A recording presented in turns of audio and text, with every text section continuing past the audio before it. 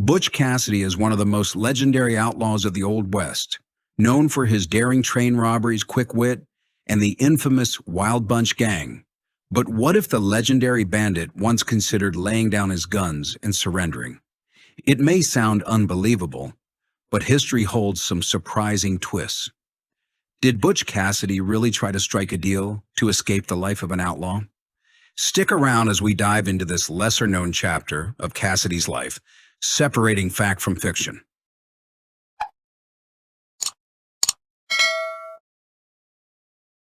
Worn down by a life on the run, Butch Cassidy explored several possibilities before ultimately deciding that leaving the country was his best option.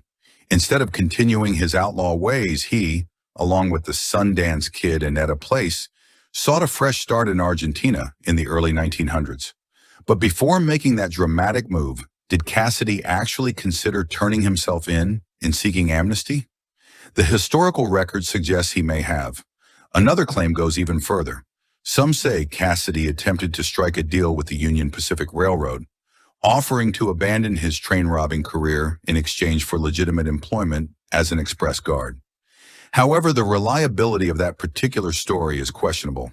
There are two slightly different versions of Cassidy's supposed surrender attempt. One account comes from Charles Kelly's The Outlaw Trail, a history of Butch Cassidy and his Wild Bunch, first published in 1938 and later revised in 1959. According to Kelly, in the autumn of 1899, a well-dressed, stocky man entered the office of Orlando W. Powers, a well-known attorney in Salt Lake City. Seeking discretion, the visitor asked if their conversation would remain strictly confidential. After receiving reassurance, he revealed his identity. "My name is George Leroy Parker, better known as Butch Cassidy."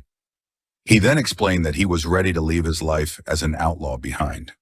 Cassidy pointed to the grim fate of several Wild Bunch members who had been killed or captured in recent years. He recognized that it was only a matter of time before he met the same end. "Sooner or later, it'll be my turn," he reportedly told Powers. The infamous outlaw had come to the conclusion that it was time to walk away, before it was too late.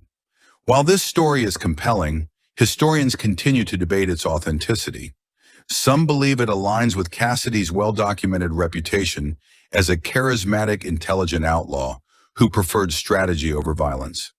Others argue that the lack of concrete evidence makes it difficult to determine whether this meeting ever took place.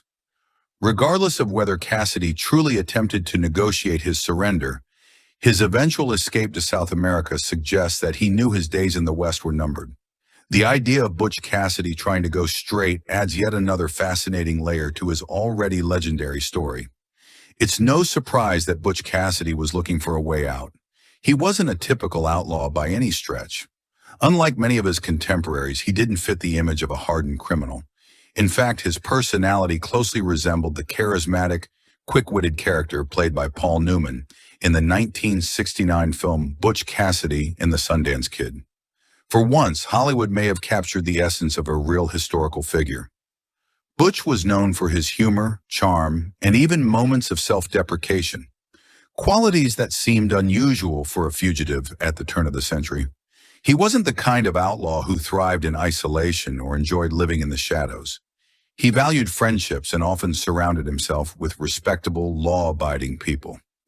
Despite being wanted by authorities, he spent long stretches of time in small communities where he was well-liked. He formed strong connections in places like Dubois, Dunlander, and Star Valley in Wyoming, as well as Browns Park in Colorado.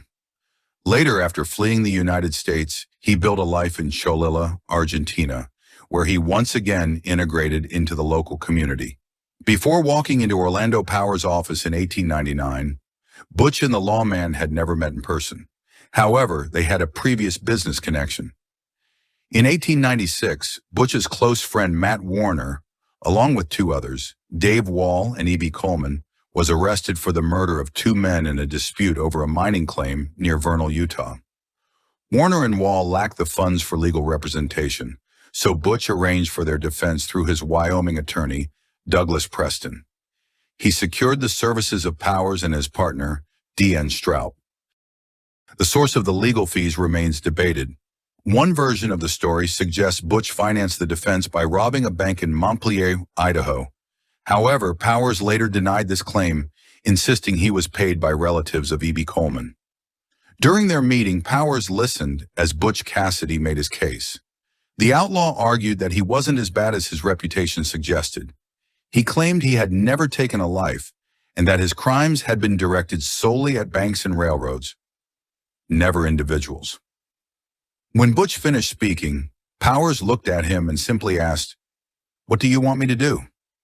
Butch Cassidy got straight to the point. "Here's the thing," he said. "You're the best lawman in Utah. You know the right people and how things work. I was hoping you could speak with the governor and work out some kind of pardon so I could settle down without being pursued. If I promised to leave that life behind, could something be arranged? You have my word on it." According to historian Charles Kelly, the lawyer's response was not optimistic.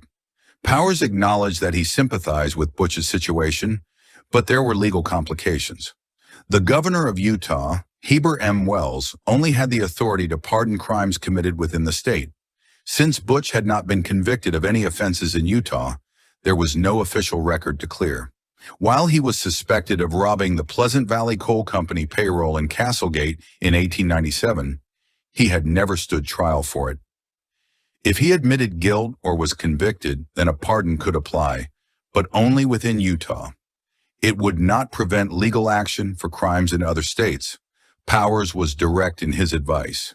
"No, Cassidy," he said. "I'm afraid it's too late to turn back, at least if you want to stay in the West. My best advice is to leave the country and start over somewhere new, where no one knows your past." Butch took the lawman's words seriously. He thanked him for his honesty, but expressed his disappointment. "I suppose you're right. You know the law better than I do, but it's a hard thing, always being on the move, never knowing if you'll be left in peace." Another version of this conversation appears in A.F.C. Green's Butch Cassidy in Fremont County, a monograph written around 1940 and later included in the Butch Cassidy collection by Jim Delente in 1986. This account, like Kelly's, places the meeting in Powers' Salt Lake City office, but provides a more vivid description of Cassidy's appearance. According to Green, the lawman's stenographer ushered in a man who appeared to be in his 40s.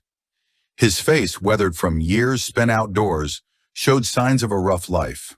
Once blonde hair had begun to turn gray. His clothing was simple, overalls and a blue denim jumper, giving him the look of a man more accustomed to the open range than a lawman's office. According to historical data, the conversation between Butch Cassidy and attorney Orlando Powers unfolded like this. Cassidy began cautiously. "Is what I say to you to go as a client consulting his lawman from now on?" Powers reassured him. "You mean a confidential discussion?" "That's right," Cassidy confirmed. "Then yes, anything you say stays between us." With that assurance, Cassidy revealed his identity. "I'm Butch Cassidy." Powers remained composed. "What can I do for you?" Cassidy explained his predicament. "There are a lot of charges against me and plenty of reward money on my head. I'm tired of constantly being on the move, never able to settle in one place. But here's the thing, I've kept track of everything, and I know there's no one left who could take the stand and identify me for any crime. Those who could have testified are either gone or have passed away. So I've been wondering, why not turn myself in and stand trial for one of those old charges?" Powers, however, was skeptical. "It wouldn't work. You've taken money from too many powerful corporations. Even if no known witness could identify you, those companies wouldn't take any chances. If you went to trial, you can be sure they'd find someone willing to testify against you. I'm afraid your only option is to stay on the move."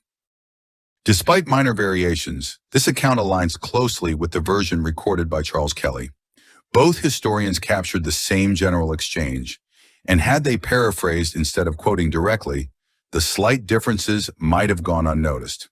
The most notable discrepancy is how Butch was dressed. Kelly described him as well-dressed, implying city attire, while Green painted a different picture, portraying him in overalls and a blue denim jumper, as if he had just arrived from the trail. While this detail may seem small, it does spark curiosity about how Cassidy presented himself at that moment. There is another issue in Kelly's account that raises questions. He claimed that Butch Cassidy introduced himself to Powers as George Leroy Parker. However, historical records, including those from Cassidy's family and church documents, confirm that his real name was Robert Leroy Parker. It is true that during his time as an outlaw, Butch occasionally used the alias George Cassidy. Additionally, throughout his book, Charles Kelly consistently referred to him as George. But if Butch was being honest with Powers and sincerely seeking his help, wouldn't he have used his real name? This detail, while seemingly small, becomes more significant because Kelly presented his version as a direct, word-for-word account of the conversation. Due in part to this inconsistency, I chose to rely on Green's version over Kelly's in my book on Cassidy, relegating Kelly's account to an endnote. Another reason I favored Green's version is that he was a contemporary of Cassidy and may have even known him personally. Some have speculated that Green had a family connection to the John Simpson family, who were close friends and neighbors of Butch during his ranching years near Dubois, Wyoming. Despite these being minor discrepancies, I couldn't ignore them. Wanting to clarify the origins of both accounts, I decided to investigate further. A tip from Wild Bunch historians Dan Buck and Ann Meadows quickly led me to the source of Green's version. It turned out that he had taken it directly from Frederick R. Bechtolt's 1924 book, Tales of the Old Timers, a source I had initially overlooked when researching my Cassidy biography. At the time, I knew of Bechtolt's book, but never tracked it down because it had been out of print for years. After a brief search, I abandoned the effort, assuming it was just another sensationalized Old West story from the 1920s. Bechtold, after all, was primarily a novelist and short story writer, and his work had even been adapted into early Hollywood westerns. Given that background, I didn't expect his book to contain reliable historical information. However, discovering this connection between Bechtolt's work and Green's account added a new layer of complexity to the story. I initially underestimated Bechtold, assuming he focused solely on storytelling rather than serious historical research. However, he did produce some credible accounts of frontier history. If his book, Tales of the Old Timers, was the first published source to mention Butch Cassidy's alleged offer to surrender, then the question remains, where did Bechtold get his information?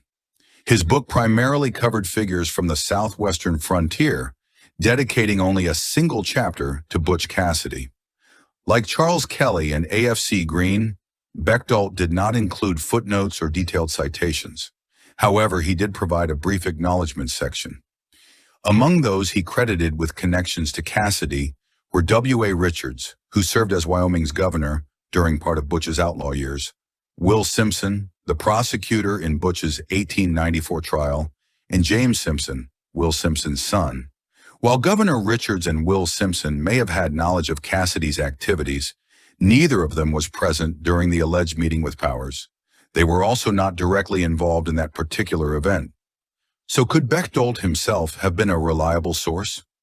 Born in Pennsylvania in 1874, Frederick Ritchie Bechtold grew up in the West and attended both the University of North Dakota and the University of Washington. After graduating in 1896, he began working as a reporter for the Seattle Star. Over the next decade, he wrote for major newspapers in Oakland, Los Angeles, San Francisco, and Salt Lake City. Experienced journalists have a way of uncovering information, and Bechtold's time in Salt Lake City might have placed him in close proximity to individuals familiar with Cassidy's story. If he was in the area around the time of the alleged Cassidy-Powers meeting, or even shortly afterward, he may have had access to first-hand details. Perhaps he even obtained a stenographer's record of the conversation. While attorneys are bound by confidentiality, law offices, especially when handling high-profile clients, have often been known to leak information. The same was likely true in the Old West. Bechtold's location and career lend some credibility to his account.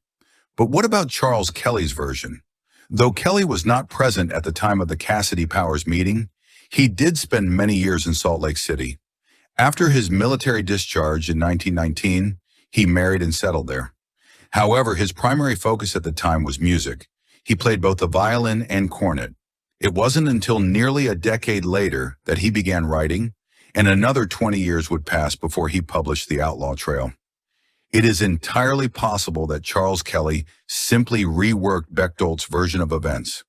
In the second edition of The Outlaw Trail, Kelly acknowledged that he had access to Bechtoldt's book when writing the first edition. In fact, in 1939, 1 year after publishing the first edition, Kelly admitted in a letter to Will Simpson, the prosecutor in Butch Cassidy's trial, that Bechtold was one of his primary sources. If Kelly relied heavily on Bechtold, why did his version differ? He had no issue with directly quoting earlier writers, including Bechtold, as he openly admitted in his letter to Simpson. However, he may have already incorporated substantial portions of Bechtoldt's research on other aspects of Cassidy's life. Perhaps he felt the conversation between Cassidy and Powers warranted his own interpretation, rather than another direct repetition. Regardless, when Cassidy left Powers' office in 1899, he was undoubtedly disappointed, but he was not ready to abandon his efforts. He knew of another influential figure in Salt Lake City, someone who might be more willing to support his plea for a pardon. More importantly, this individual had even closer ties to Utah Governor Heber Wells than attorney Orlando Powers did. That man was Parley P. Christensen. Kelly described Christensen as a former sheriff of Juab County, Utah, and someone who had known Butch Cassidy in his younger years. However, official records from Juab County do not support this claim. Local officials found no evidence that Christensen ever served as county sheriff.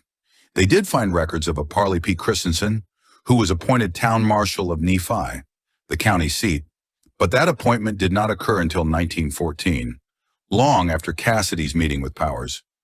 Further investigations suggested that the Parley P. Christensen Cassidy sought out in 1899 was not a lawman at the time, but like Powers, a well-established attorney in Salt Lake City. A graduate of the University of Desiree, later the University of Utah, in Cornell University's law school, Christensen was an emerging leader in Republican politics. He was well connected within Utah's government, having served as secretary of the 1895 Utah State Constitutional Convention. During that same period, he was elected to the state legislature and later became Salt Lake County attorney. Christensen was once seen as a strong contender for the governorship. However, he eventually broke with the Republican Party and aligned himself with the progressive movement. In 1920, he ran for president of the United States as the nominee of the Farmer Labor Party. Parley Christensen proved to be much more optimistic than Orlando Powers about Butch Cassidy's chances for clemency. He acted quickly, securing an appointment for Cassidy with Utah Governor Heber Wells. According to Charles Kelly, Wells listened to Cassidy's proposal and initially seemed open to the idea. He reportedly told Cassidy that if there were no outstanding murder warrants against him, some form of leniency might be possible. However, when the governor asked the attorney general to check Cassidy's record, a warrant for murder surfaced. During their second meeting, Wells informed Cassidy that, unfortunately, his hands were tied. Cassidy insisted he had never taken a life, but that was not the determining factor. The governor had made it clear there could be no murder charges against him. Since a warrant had been found, the deal was off the table. Given his history, Cassidy may not have been entirely surprised by this outcome. Over the past few years, his name had become almost synonymous with high-profile train and bank robberies throughout the West. Whenever a financial institution was targeted in Utah or nearby states, Cassidy and the Wild Bunch were among the prime suspects. If a guard had lost his life during one of those incidents, it was almost inevitable that Cassidy's name would be connected to a warrant. At this point, attorney Orlando Powers re-entered the picture with a unique proposition. What if Cassidy not only agreed to abandon his criminal ways, but also accepted a legitimate job working for the Union Pacific Railroad as an express guard? If he did, there was a possibility that the railroad might withdraw its charges against him. The plan had some logic behind it. As a railroad employee, Cassidy's movements would be largely accounted for, reducing the likelihood of further suspicions. Additionally, Powers reasoned that other outlaws might think twice before targeting Union Pacific trains if they knew Butch Cassidy himself was protecting them. This idea is absent from AFC Green's account of Cassidy's life. However, it does appear in Butch Cassidy, My Brother, a book by Lula Parker Bettinson, Cassidy's younger sister. Yet Kelly was likely Bettinson's primary source. Frederick Bechtold also references a version of this story. According to Bechtold, Cassidy arranged a meeting with John Ward, the sheriff of Uinta County, Wyoming, at a mountain pass along the Denver and Rio Grande line. There, Cassidy reportedly assured Ward that the railroads could stand down their armed guards because there would be no further trouble. However, Bechtold makes no mention of Cassidy requesting any kind of formal agreement in return. Even if Cassidy had considered Powers' idea, it would have offered him little real protection. At best, Union Pacific officials could clear him of crimes committed against their company. But Cassidy was wanted by multiple states, including Wyoming and Utah. He was also suspected of robberies in Colorado, Idaho, Nevada, Montana, and New Mexico. Union Pacific had no authority to offer him immunity from state or federal charges. However, one piece of historical evidence suggests Cassidy may have been open to the idea of working for the railroad. A letter found in the Utah State Archives, part of Governor Wells' correspondence collection, adds credibility to the theory. Dated May 30th, 1900, the letter was written by W.S. Seavey, a general agent for the Denver office of the Thiel Detective Service. In it, Seavey informed Governor Wells that, based on reliable information, Cassidy was willing to surrender, take a job as a railroad guard, and commit to living as a law-abiding citizen if the authorities would agree to leave him alone. The credibility of the letter gains weight due to the background of W.S. Seavey. He was not just an occasional investigator, but a seasoned law enforcement officer. Before becoming a general agent for the Thiel Detective Service, Seavey had spent 8 years leading the Omaha Police Department. If he deemed his information trustworthy, there was a strong chance it was. While his spelling may have been questionable, his experience in law enforcement was not. According to Kelly, attorney Orlando Powers formally presented the idea to the Union Pacific Railroad. After some deliberation, the railroad officials found the proposal interesting enough to pursue. They authorized Powers to reach out to Butch Cassidy, hoping to negotiate terms. Powers then contacted Douglas Preston, Cassidy's attorney since the early 1890s, requesting that he deliver the offer. Preston agreed and arranged a meeting with Cassidy at Lost Soldier Pass in southwestern Wyoming. The plan was for Cassidy to meet Union Pacific's chief detective and company officials who had the authority to make a deal. However, the meeting never took place. Kelly recounts that Cassidy arrived at the designated location, but neither Preston nor the railroad representatives appeared. After waiting for hours, Cassidy eventually left, disappointed. Later, Preston explained that an unexpected storm delayed his group. When they finally reached the site and found Cassidy gone, he expressed his frustration by kicking a stone near a lone cedar tree where the meeting was supposed to happen. Underneath, he discovered a note left by Cassidy, expressing his frustration over the failed meeting and signaling his loss of faith in the negotiation process. There are reasons to believe Cassidy was genuinely considering a legal way out of his life on the run. Unlike many outlaws of the era, he did not seem opposed to honest labor. While he committed his first bank robbery in 1889, there is little evidence linking him to any other major crimes for the next 7 years. His involvement in the 1896 Montpelier, Idaho, bank robbery appears to have been motivated by a desire to help his friend, Matt Warner. During that period, he likely engaged in small-scale cattle theft, a practice not uncommon among Wyoming cowboys of the early 1890s. Although taking horses was viewed more seriously, leading to his 18-month prison sentence, Cassidy's overall criminal record during those years was relatively quiet compared to other outlaws.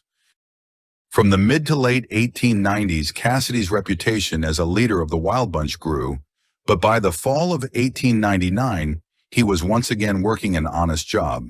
He had spent the previous year as an assistant foreman and trail boss at an English-owned ranch in the New Mexico Territory, using the alias Jim Lowe. The job was demanding and often monotonous, requiring him to manage herds under difficult conditions. Yet he seemed to enjoy it. When the foreman position became available, Cassidy expressed interest in taking it. However, with Pinkerton detectives actively searching for him, he felt it was best to move on.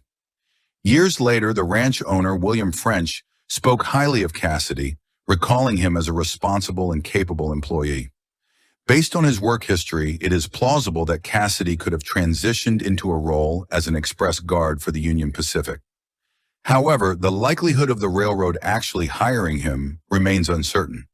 While the concept of an outlaw becoming a railroad protector may seem unusual, it was not entirely unheard of.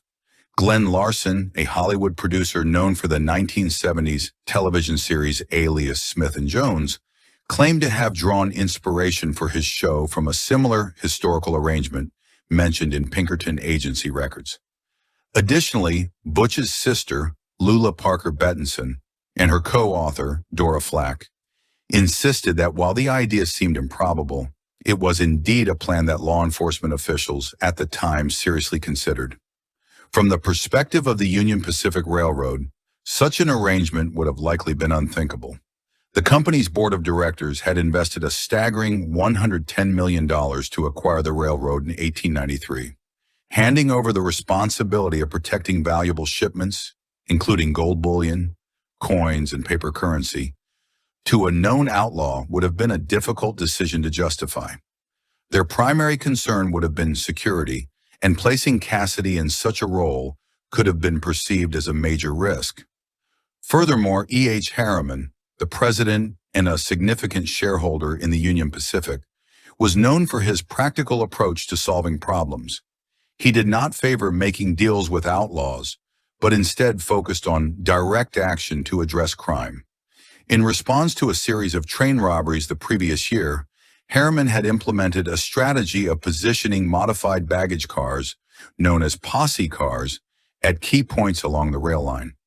These cars contained skilled railroad detectives and former lawmen, along with fast horses ready for pursuit. The system had proven effective in discouraging and responding to robberies. Additionally, W.H. Park, the railroad's general superintendent, did not see Cassidy as the primary threat among the outlaws of the time. Instead, he and Harriman considered Harvey Logan, better known as Kid Curry, to be the Wild Bunch's most dangerous member. If the railroad had seriously entertained the idea of hiring Cassidy as an express guard, they might have questioned how effective he would be if Logan and his gang attempted a robbery. There was also the logistical challenge of ensuring Cassidy's trustworthiness. If he had access to information about shipment schedules and security procedures, it would have been necessary to monitor him closely. However, maintaining constant surveillance on a man like Cassidy would have been nearly impossible. The story of Cassidy's failed meeting with railroad representatives also becomes less credible in light of new evidence. The infamous note he allegedly left at Lost Soldier Pass, containing his frustrated message to lawyer Douglas Preston, may not have been authentic. While Charles Kelly included the note's contents in his book, it was long believed that the original document had been lost. Then, in the 1980s, copies of the note suddenly began appearing among rare document collectors, raising suspicion. Author Dan Buck later investigated the origins of the note and found a possible link to Mark Hoffman, a known forger of historical documents. Hoffman had gained notoriety for fabricating Mormon-related texts, and it appeared that he, or someone else, may have crafted the note to fit Kelly's version of events. Although Buck was unable to prove definitively that Hoffman created the forgery, he expressed strong doubts about the note's authenticity and, by extension, the entire story of the supposed meeting. In an article published in the spring 2002 issue of the Journal of the Western Outlaw Lawman History Association, Buck outlined several inconsistencies in the narrative, casting further doubt on the tale's accuracy. Douglas Preston was a longtime friend of Butch Cassidy and had also served as his defense attorney. If he had missed a scheduled meeting, especially one set in such a remote location, would Cassidy have immediately assumed betrayal? According to accounts, Preston and his group were delayed by a storm. If that were the case, wouldn't Cassidy have faced the same weather conditions? Another detail that raises questions is the note itself. It was written in ink, which suggests the need for a pen and an ink bottle. Would Cassidy have carried such supplies in his saddlebags while traveling through rugged terrain? Furthermore, the handwriting was precise and deliberate, not hurried or hastily scrawled. A message dashed off in frustration might have been written against a saddle or another uneven surface. Yet this note appeared to have been written with care, as if on a desk. The circumstances surrounding the note's discovery also seem oddly convenient. Cassidy was said to have placed it under a rock, which Preston later kicked in frustration upon realizing Cassidy had left. The exact placement of the note, combined with the dramatic way it was supposedly found, raises doubts about whether the event unfolded as described. Despite these inconsistencies, Charles Kelly's account of Cassidy's failed agreement with Union Pacific officials should not be dismissed outright. In the outlaw trail, Kelly worked with the information available to him at the time, even if some details were unreliable. His work, while imperfect, became a foundational reference for later historians studying Butch Cassidy and the Wild Bunch. To his credit, Kelly acknowledged the limitations of his sources. In the first edition of his book, he admitted that some of the details were uncertain or contradictory. He even invited readers to share additional facts that could help correct errors in future editions. Dan Buck and Ann Meadows, in their introduction to the 1996 University of Nebraska Press reprint of The Outlaw Trail, captured the difficulty Kelly faced in piecing together Cassidy's story. They referenced John Jorschke, former editor of Western Publications, who addressed a gathering of outlaw history enthusiasts in 1994. Jorschke cautioned that writing a historically accurate account is like mining for precious metal. One must sift through layers of myths, exaggerations, and missing pieces to uncover the truth. Butch Cassidy's rumored surrender offer remains one of the most intriguing what-if moments in Old West history. Whether he was truly ready to trade his outlaw life for an honest living, or if the whole story was just another Wild West legend, we may never know for certain. But one thing is clear: Cassidy was more than just a bandit. He was a man who understood survival, strategy, and reinvention. Please like and share if you find the video content interesting and useful. Don't forget to subscribe to the channel and comment below so as not to miss the upcoming interesting videos. Thanks for watching.